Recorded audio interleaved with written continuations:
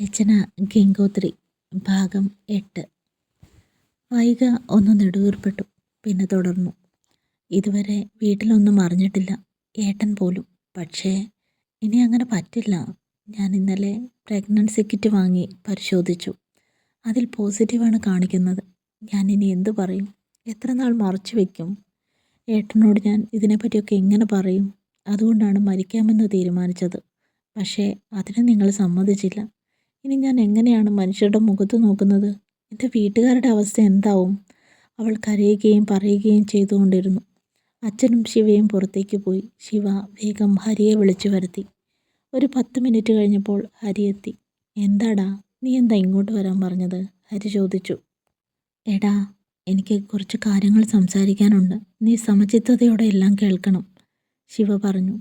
നീ ടെൻഷൻ അടുപ്പിക്കാത്ത കാര്യം പറയ് ശിവ, ഹരി പറഞ്ഞു. ശിവ കാര്യങ്ങളെല്ലാം വിശദീകരിച്ച് തന്നെ ഹരിയോട് പറഞ്ഞു. അവൻ ആകെ തകർന്ന അവസ്ഥയിലായിരുന്നു. അവിടെ ഉണ്ടായിരുന്ന ഒരു സിമെൻറ്റ് ബെഞ്ചിലേക്ക് അവൻ കുത്തിയിരുന്നു. എടാ, നീ വേണ്ട കാര്യങ്ങളെല്ലാം ശരിയായ രീതിയിൽ കൈകാര്യം ചെയ്യണം. നീ ഇങ്ങനെ തളർന്നിരുന്നാൽ ആ കുട്ടിയുടെ അവസ്ഥ എന്താവും? ഇനി അവൾ ആത്മഹത്യക്ക് ശ്രമിക്കില്ലേ? അവൾക്ക് ആദ്യമേ തന്നെ ഇതൊന്നും പറയാത്തതിൽ കുറ്റബോധമുണ്ട്. പക്ഷേ ഒരു സഹോദരനോട് എങ്ങനെ അവൾ ഇതിനെപ്പറ്റിയൊക്കെ പറയുക? ശിവ ചോദിച്ചു. കുറച്ചു നേരം കഴിഞ്ഞപ്പോൾ ശിവ എഴുന്നേറ്റു. വൈകിയിരിക്കുന്ന മുറിയിലേക്ക് ചെന്നു. കൂടെ ഹരിയും ഉണ്ടായിരുന്നു. മോളെ, ഏട്ടനോട് ആദ്യം തന്നെ ഒരു വാക്ക് പറഞ്ഞിരുന്നെങ്കിൽ ഇത് ഏട്ടൻ സോൾവ് ചെയ്തേനെ. ഇനി നമ്മൾ എന്താ ചെയ്യുക? സാരമില്ല, പോട്ടെ, നമുക്കൊരു ഡോക്ടറെ പോയി കാണാം. പക്ഷേ അച്ഛനും അമ്മയും ഒരിക്കലും ഇതറിയാൻ പാടില്ല. ആ ഫോട്ടോ ആരുടെയൊക്കെ കയ്യിലുണ്ടെന്ന് നമുക്കറിയില്ല. ആദ്യമേ തന്നെ ആ വീഡിയോ എടുത്തപ്പോൾ നീ എന്നോട് പറഞ്ഞിരുന്നെങ്കിൽ എനിക്ക് സുഖമായി ഇത് കൈകാര്യം ചെയ്യാമായിരുന്നു.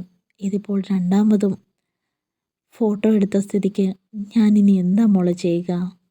എന്തായാലും ഏട്ടൻ നിൻ്റെ കൂടെയുണ്ട്. മോൾ ധൈര്യമായിട്ട് വാ, ഹരി പറഞ്ഞു. എടാ, വീട്ടിലറിഞ്ഞാൽ എന്താവും അവസ്ഥ?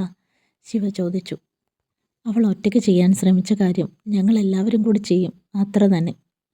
ശിവ വിഷമത്തോടെ ഫാദർ മാർട്ടിനെ നോക്കി. അദ്ദേഹം പെട്ടെന്ന് ചാപ്പലിലേക്ക് കയറി. ഗംഗ സ്കൂളിൽ പഠിക്കുന്ന സമയമായിരുന്നു അത്. വീട്ടിൽ ചെന്ന് താൻ ഗംഗയുമായി സംസാരിച്ചു.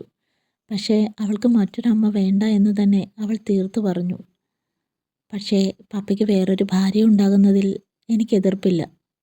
അതിനെപ്പറ്റി ആരോ അവളോട് സംസാരിച്ചതാണെന്ന് തനിക്ക് മനസ്സിലായി.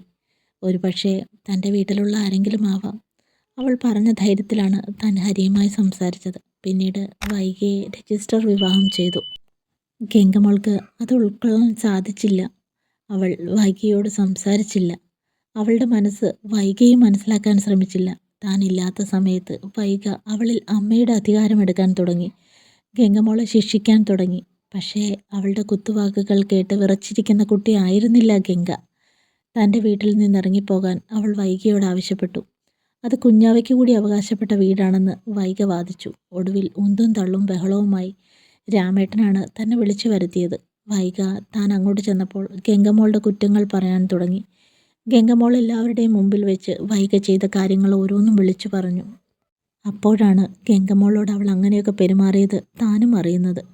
കല്യാണം കഴിഞ്ഞത് മുതൽ വൈഗയുടെ വയറ്റിലുള്ള കുട്ടി തൻ്റെയാണ് എന്നായിരുന്നു വൈഗയുടെ ഭാവം. കഴിഞ്ഞ കാര്യങ്ങൾ അവൾ പോലും മറന്നുപോയതുപോലെയായിരുന്നു അവളുടെ പ്രവൃത്തികൾ. ഒടുവിൽ താൻ വൈകിയെ പ്രസവം കഴിയുന്നതുവരെ അവളുടെ വീട്ടിൽ കൊണ്ടുവന്നാക്കാൻ തീരുമാനിച്ചു. പക്ഷേ ആദ്യമൊന്നും അവൾ സമ്മതിച്ചില്ല. താൻ വിവാഹം കഴിച്ചു വന്ന വീട് തൻ്റെയും വീടാണ്. ഒരു ചെറിയ പെൺകുട്ടി പറയുന്നത് കേട്ട് ഇറങ്ങിപ്പോകാൻ തനിക്ക് പറ്റില്ല എന്നായിരുന്നു അവളുടെ മറുപടി. ഒടുവിൽ ഹരി വന്നാണ് അവളെ കൂട്ടിക്കൊണ്ടു പോയത്. പ്രസവം കഴിഞ്ഞ് കുഞ്ഞിന് 6 മാസമായപ്പോൾ വൈഗ വീട്ടിലേക്ക് തിരിച്ചു വന്നു. ഗംഗമോൾ അമ്മ വീട്ടിലേക്ക് പോയി. അവൾ പഠനം പൂർത്തിയാക്കിയത് അവിടെയായിരുന്നു. വീട്ടിലെ ഭരണം മൊത്തമായി വൈഗ ഏറ്റെടുത്തു. വൈഗ പ്രസവിച്ചത് ഒരു പെൺകുട്ടിയായിരുന്നു. ഗംഗ ചട്ടമ്പിയായ മൂത്ത മോളും ഗായത്രി അപ്പയുടെ ചെല്ലക്കുട്ടിയായി ഇളയ മോളും എന്ന് സ്ഥാപിക്കാൻ വൈഗ എപ്പോഴും ശ്രമിച്ചിരുന്നു.